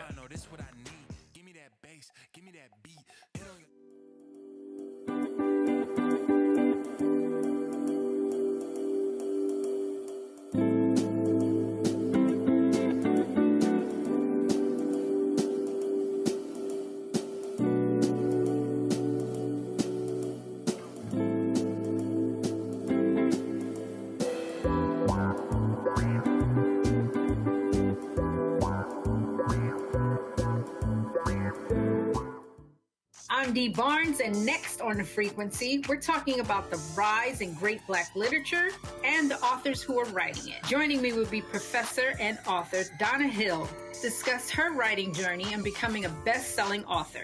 I always was writing, but I never saw anybody that looked like me in the books that I was reading. Plus, her work with the Center for Black Literature and next year's National Black Writers Conference. That's right here on The Frequency on the Black Star Network. Farquhar, executive producer of Proud Family. Bruce Smith, creator and executive producer of the Proud Family, Louder and Prouder. And you're watching Roland Martin Unfiltered.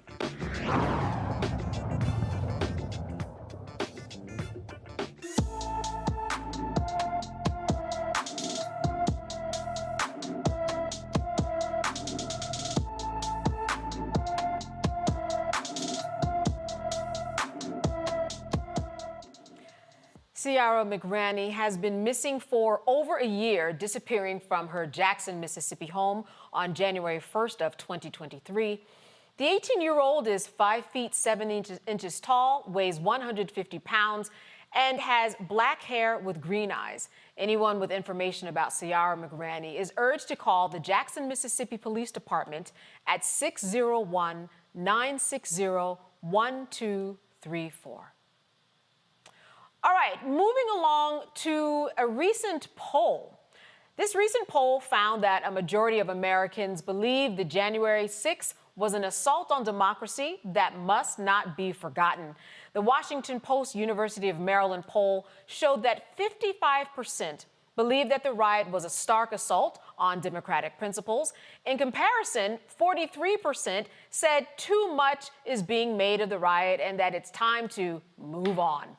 The poll was conducted December 14th through 18th and included 1,024 respondents. The poll has a margin of sampling error of plus or minus 4.1 percentage points. So, Scott, my question to you is, are you surprised about these numbers? I mean, 55% said that this was an assault on democracy. Did you think it would have been more, or is that sounding right about right? Hell, you can look at the videos in the January 6th report and show it was an assault on democracy. Kind of a given, right? Right. It's just, America needs to be in therapy. Like, I got a great therapist for America. The whole concept and precept of this January 6th piece. What the polling really shows is that Donald Trump and the GOP pushback is an effective machine of communication, that the Fox News network is an effective voice for offsetting what otherwise most of America would see as a traumatic experience. You couple that with 20 to 30% who believe in political violence because of the state of America, which is the majority of those are GOP voters, or MAGA voters rather, and you can understand where it's a 50-50 piece. You can understand where Trump and Biden are tied neck and neck, despite Trump's facing 91 federal and state felony criminal charges. I mean, the rhetoric and the fake news, the real fake news, is being put forth by the GOP MAGA machine and Donald Trump. And the media, whether they're voluntary or whether they're unwilling prisoners of those communications, day in and day out, report on it. And so America is angry. It's confused. It knows about democracy. It knows how it should feel, but it finds itself feeling completely differently for all the chaos that is going on between them and all the news, the counter news that they are getting. And so it's a stalemate, basically, which is why I say 2024 is going to be huge to see what the voters ultimately come out with. They're either going to choose democracy and Biden and Harris, or they're going to choose chaos and no community with Donald Trump and the GOP. And it's not going to be an easy call. It's not going to be an easy call. And then lastly, let me say this about both political parties. After 2024, no matter who wins and who loses the White House and the House and the Senate, both parties are going to have to regroup. They're going to Biden and Trump don't have a future in either party after 2024. If one of them wins, God bless them, but the party in this country will never be the same as a result of 2024.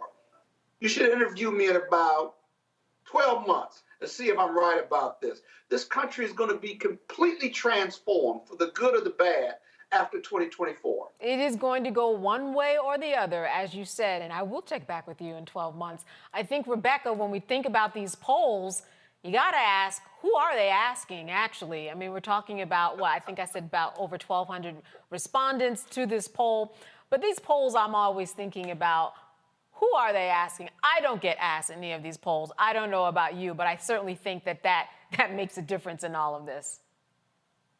You know, those respondents, those are Nikki Haley's people, the same people who don't believe that slavery was the reason for the Civil War. I mean, Nikki Haley, I don't want to go on that tangent, but what's her full name? Nimarata Radahawa? Yes. Haley, but she wants to be Nikki. She wants to be Nikki for a reason, because she wants to be white passing, because she understands in this country, you have to conveniently ignore the racist past and current present of this country in order to move ahead. You have to assimilate. And so these are those same people, because they don't want to be disturbed. They don't want to think about those things. You know why? Because they don't want to take responsibility and accountability that these were their fathers, their husbands, their sons, even themselves, who took part in trying to tear apart our democracy, because they were throwing a fit because some orange man in the White House who don't give two flying figs about them lost an election. But the thing about Trump that made him so dangerous, he turned himself into an everyman, where these people, they saw themselves with him. Like, even now, Trump is telling them, hey, they're coming after me. If they'll come after me, they'll come after you too. No, that's not the case. Unless you're defrauding, by millions of dollars, not properly putting stuff on your taxes, scamming to get loans, filing for all these bankruptcies. That's right. Literally committing felonies to stay in the White House, and also trying to do an attempted assassination, or at the very least, assault against your vice president because he won't join the go along to get along gang. So this whole thing is crazy. And I'm not surprised this is what they think. And after that, the rape and assault charges, all of that, and the defamation, and the list goes on. Scott, I think one of the most interesting things is that the way that January 6th has become this piece of propaganda that's making Trump surge in the polls. It's as if they're looking at the video and seeing a completely different reality and not really acknowledging what was going on there. People died. After that, people then committed suicide. It's just amazing what January 6th has become to have a poll come out with these numbers. Yeah, I think there are people in this country who were polled, or even not polled, who see the January 6th insurrection as outrageous, anti-democratic, but they see it as a small fringe portion of the United States voting population. They see it as the outlier, the far-right extreme manifesting what Donald Trump told them, and that they never really had a chance to overthrow the government or to stop the peaceful transfer of power. Eventually, the police put them down. They've been prosecuted. We've learned our lessons. It'll never happen again. And let's move on. And if Donald Trump is running for office, the voters will say yes or no. And if we vote him back in, then we get what we deserve. That's interesting, but far too dangerous, which is why the lawsuits to keep him off the ballot based on what he said and what he's done and the bad acts, criminal acts that he's committed, that this democracy cannot afford another attack. And you're going to get those attacks if you put him back in office. American democracy is not immune from being tested, from being attacked. We are not immune from a race war or Revolutionary War or Civil War in this country. We're so comfortable after 200 years, 400 years. We're so comfortable with the strength of our democracy that many of us don't believe that it could ever fall, that we would ever go to a dictatorship or socialism or pure capitalism. And the reality is, why not? Why shouldn't it be tested? Because of what's on the minds of men. And so we are at a real juncture in 2024. Donald Trump Roland Martin calls it white fear. Foundations say that in 2043, we're going to be a country of color for the first time. You had the Boogaloo Boys and these other far-right, racist, extremist groups who talk about our land, our blood, as if they built it. They're talking about our land and our blood that built it, if you will. And so whether it's 2043 or the lead into 2043, we're in a race war and a political race war right now. We're just in denial about it. We are. It's going on right now. We just haven't taken up arms. Wait till we take up arms. It's going to be on and popping. It's reality. That's not an outlier thought process. I'm a moderate business conservative Democrat. Yeah. And I can tell you, we're in a political race war right now. And 2024 is going to trigger either more or less.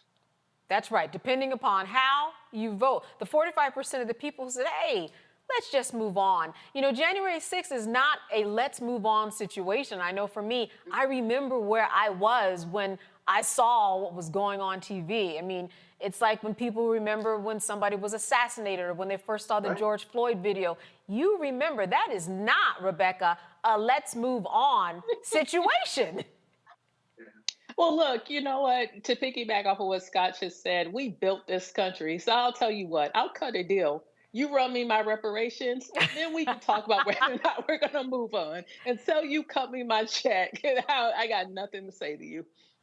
All right, let's move on actually to some other news. Former advisors to Donald Trump and Dr. Ben Carson have admitted to unlawfully lobbying on behalf of Qatar. According to the Justice Department, Barry Bennett and Douglas Watts admitted to lying about their work running a pair of Washington, D.C.-based advocacy groups that advocated for Qatar's interests. They did so without registering as agents for the wealthy Middle Eastern country. The duo created an organization called Yemen Crisis Watch that promoted a public relations campaign denigrating Saudi Arabia and the United Arab Emirates for their role in the conflict in Yemen, all on behalf of Bennett's Qatari clients. Bennett has agreed to pay the U.S. a $100,000 fine as part of the deferred prosecution agreement, while Watts will pay a $25,000 fine. Both Bennett and Watts served as advisors to Carson's 2016 presidential campaign before Bennett ultimately joined Trump's campaign as an unpaid advisor.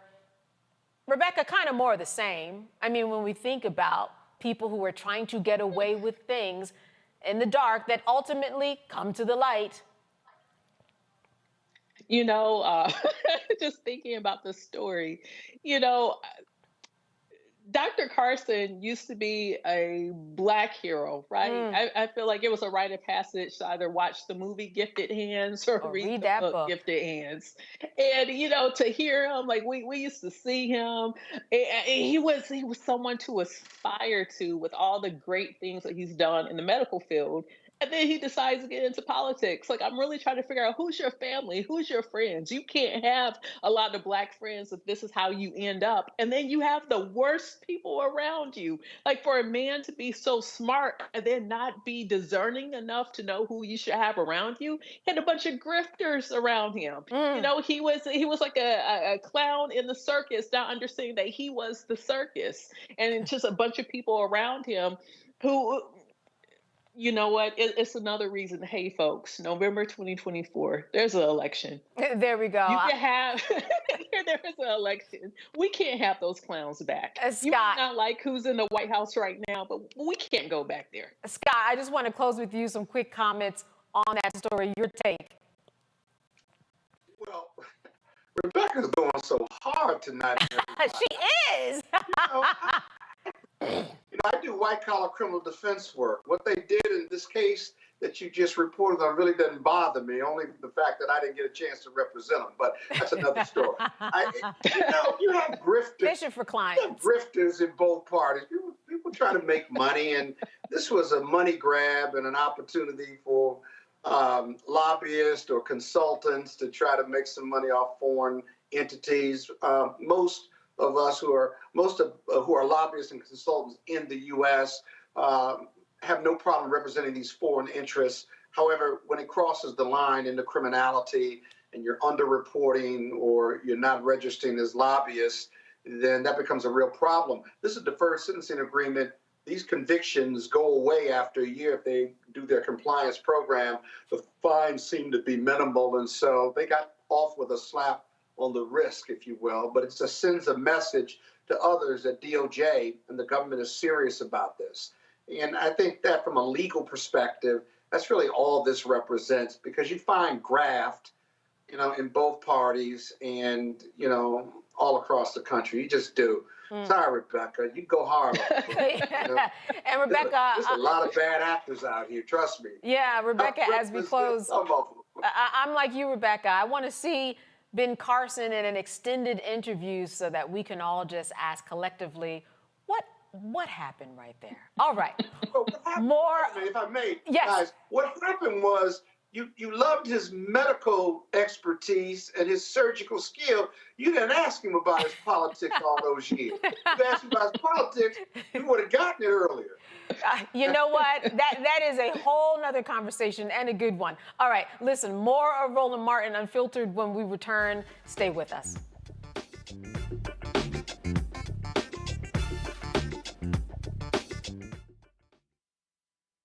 I'm Dee Barnes, and next on The Frequency, we're talking about the rise in great Black literature and the authors who are writing it. Joining me will be professor and author Donna Hill, discuss her writing journey and becoming a best-selling author. I always was writing, but I never saw anybody that looked like me in the books that I was reading. Plus, her work with the Center for Black Literature and next year's National Black Writers Conference. That's right here on The Frequency on the Black Star Network. Next on the Black Table with me, Greg Carr, the enigma of Supreme Court Justice Clarence Thomas. What really makes him tick, and what forces shaped his view of the world, the country, and Black America? The answer, I'm pretty sure, will shock you. And he says, people think that I'm anachronistic. I am. I want to go backwards in time in order to move us forward into the future. He's very upfront about this. We'll talk to Corey Robin, the man who wrote the book that reveals it all. That's next on the Black Table, only on the Black Star Network. This is Essence Atkins. Mr. Love King of R&B, Raheem Devon. It's me, Sherry Shepard, and you know what you're watching. You're watching Roland Martin, Unfiltered. All right, now on to a little lighter news. If you're a parent, you know the struggle of getting your baby to sleep through the night. My next guest says her mission is to help parents get their babies to sleep all night without wasting time on ineffective methods.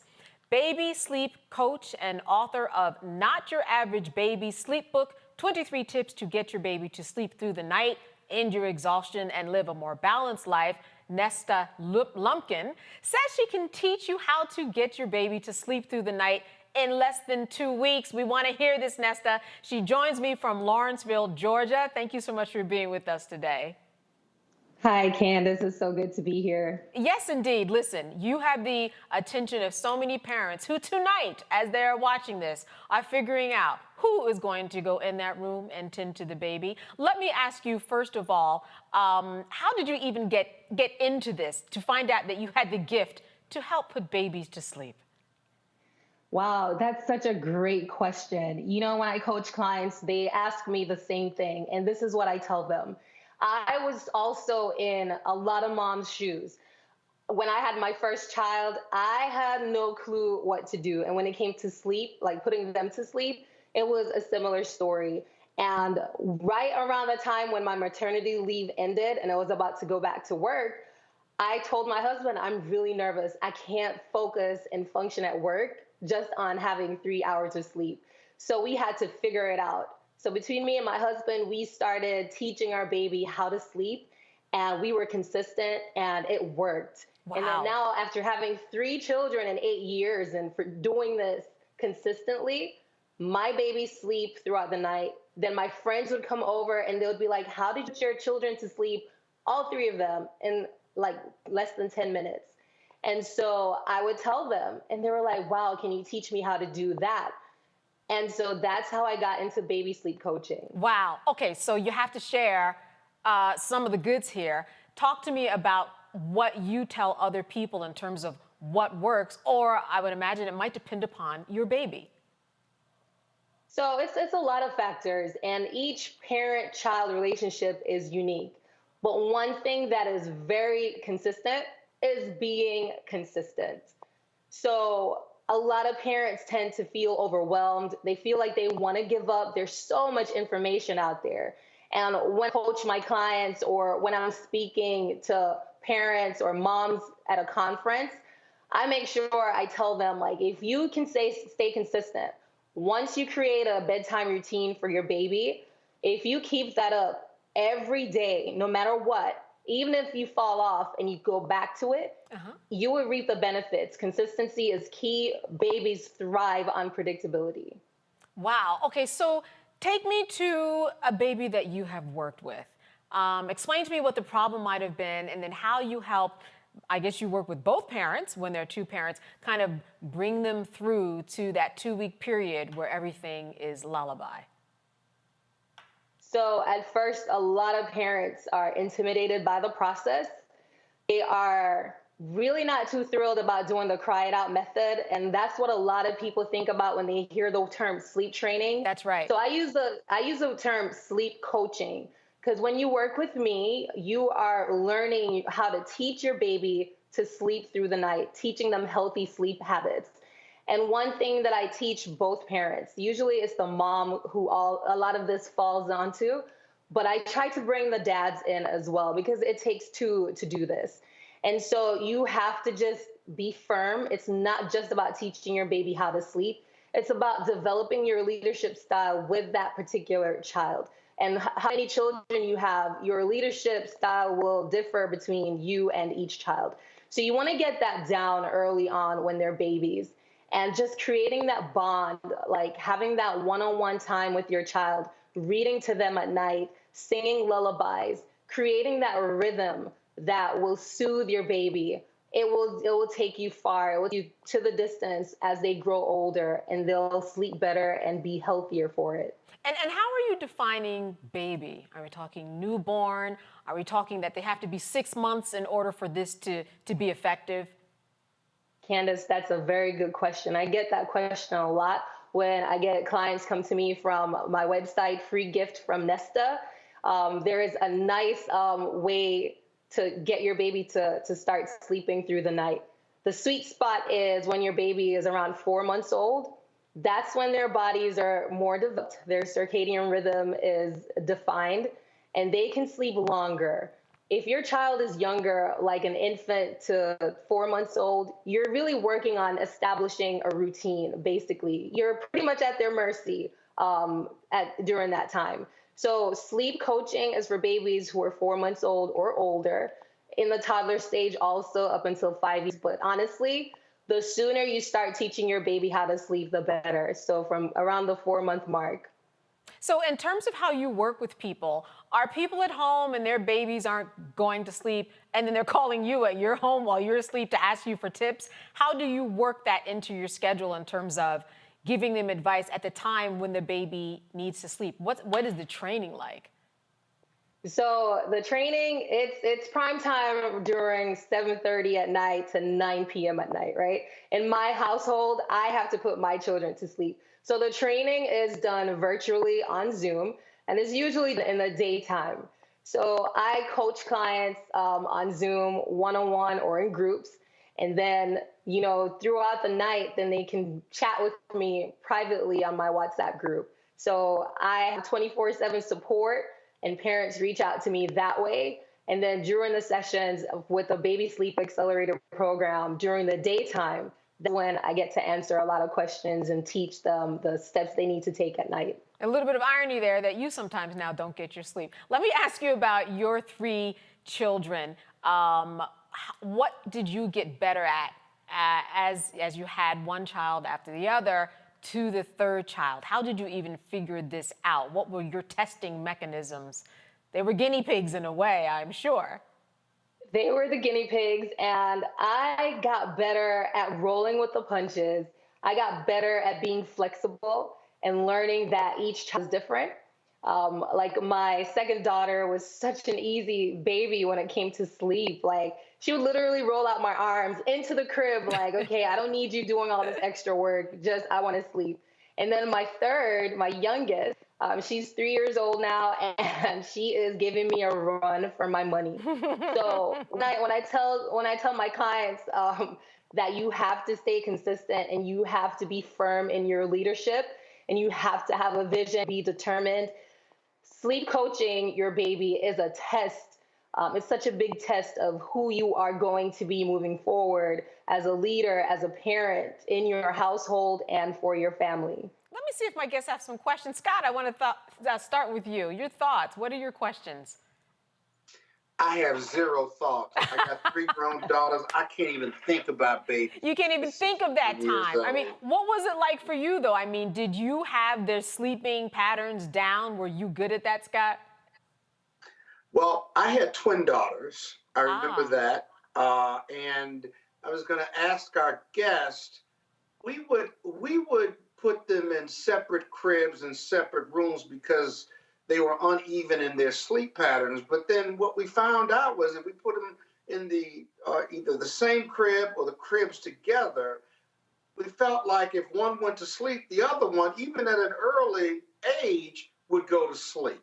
And that's how we got into a better sleep pattern. And they would sleep 10, 12 hours a day early on.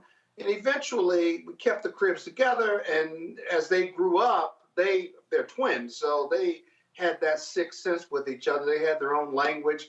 But I thought keeping them together helped us with our own sleep. Because, you know, when you got multiple births, guys, you got to jump in. You can't have your wife or the mother do all of that. That is correct. They want to, correct. but you really can't when you got 2 babies there. Yes. But the other thing to our guests is I was scared to death when I had multiple births because I was scared not to help, actually. So do you have any comments on my observations?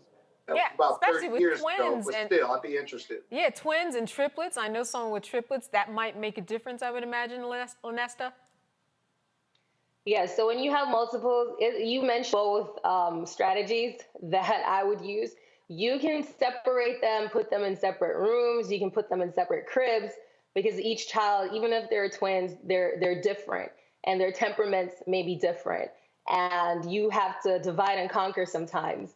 So if both parents have to separate into 2 different rooms, that could also work.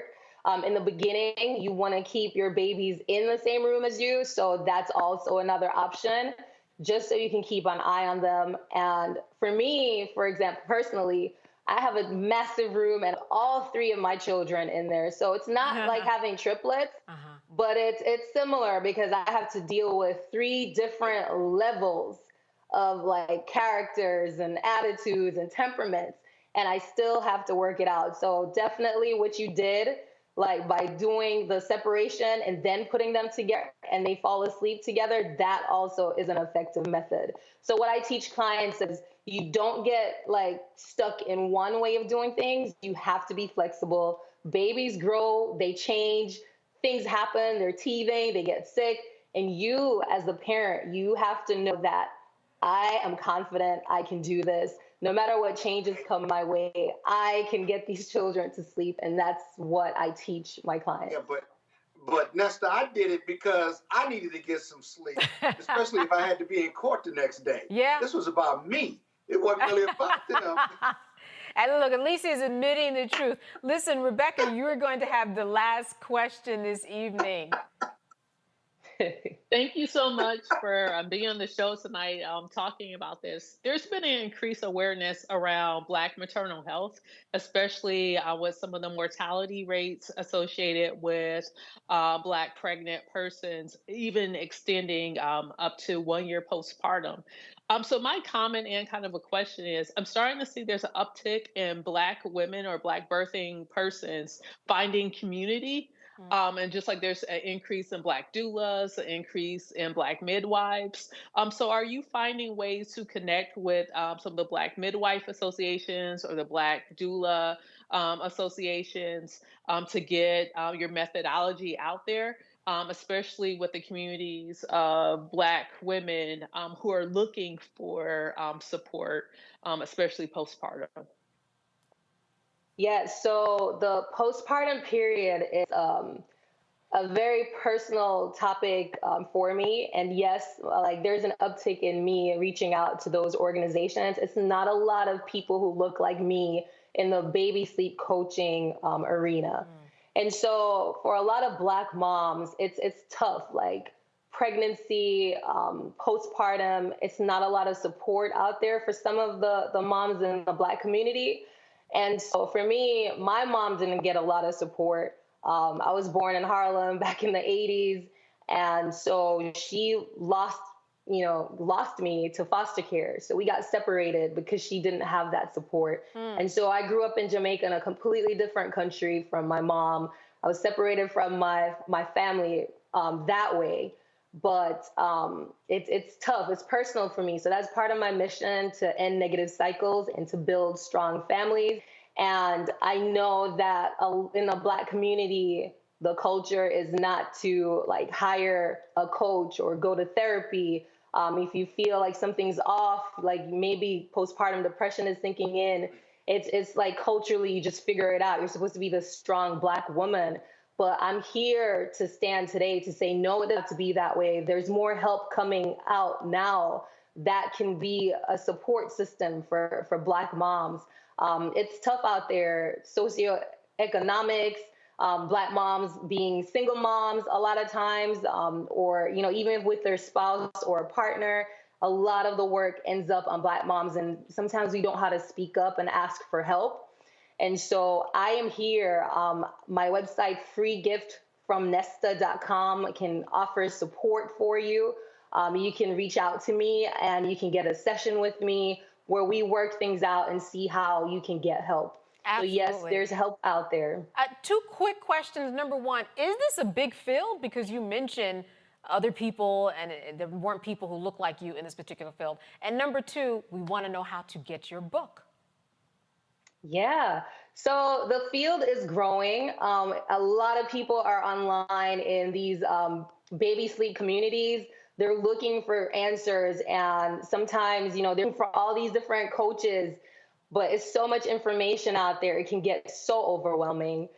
So I'm here, other coaches are out there if it's not me, but I speak to moms at mom conferences, baby expos. I consult with companies about retaining top talent when they come back from maternity leave or paternity leave. Yes. And yes, because I advocate for that. I was in that shoe, like that same spot, working full time and giving birth to 3 babies and going back to work. It was not easy. So my goal is to make that transition smoother for parents when they go back to work. All right, and we're going to leave us with the book information before we go. Yes, you can find my book on Amazon or Kindle. All right. We thank you so much for being with us, Lanessa. Such an interesting field and a way to end the night on a good note. Good to see you, and thank you for being with us. Thank you so much for having me. All right, and I'm Candace Kelly. You've been watching Roland Martin Unfiltered. Thank you so much for joining us this evening, and see you next time.